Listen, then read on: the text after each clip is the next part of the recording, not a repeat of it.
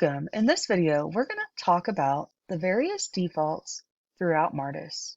It's important to manage our defaults well in Martus to make budget and reporting simpler. There are many defaults to manage within Martus. Here are 4 that we want to keep our eyes on. First, the last closed month.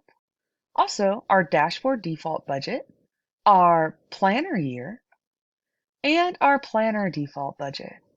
Now, let's learn about what each of these does and how to set them. First, let's talk about our dashboard defaults. The dashboard defaults control the defaults that we and our users see on the dashboard financial reports. These can also impact our dashboard report builder. First, we have our ending date. There's another default on this page, and that's the default budget. The ending date is set via the last closed month in Martus, and the budget that is the default here is our dashboard budget. Now, let's talk about our planner section defaults.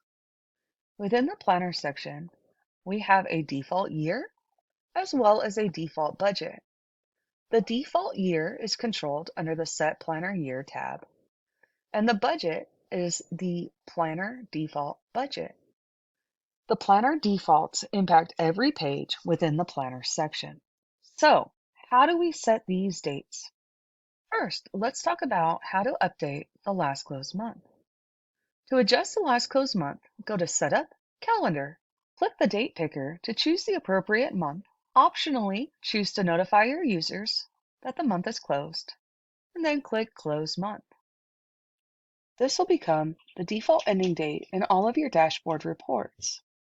It will also dictate which months you see actuals in when looking at your worksheet and the reference data.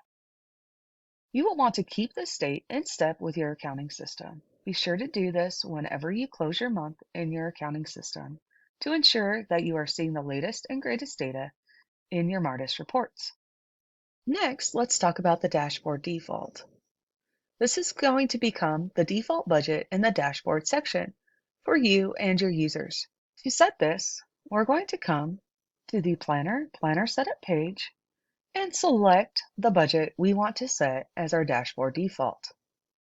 Once we do, we will have a pop-up menu that allows us to then click on the Set as Dashboard button. Once we have selected that budget, the dashboard default box will be selected, indicating that this is our dashboard budget. Note that by default, non-admin users will see the dashboard default in their dashboard financial reporting. Next, let's set the default budget year. This becomes the default year in the planner section. It does not impact the dashboard financial reports. To set this, we're going to go to Planner Setup, and the Set Budget Year tab.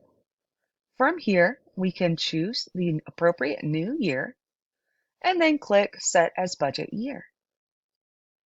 We would want to do this at the beginning of our budget process to ensure our users are in the right budget when making budget adjustments.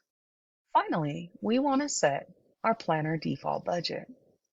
The planner default is the budget that our non-admin users will access within the planner section, regardless of what page they are navigating to. To set the planner default, we will go to Planner Setup, determine which budget we want to use, select that budget, then from within the worksheet menu, click on Set as Planner.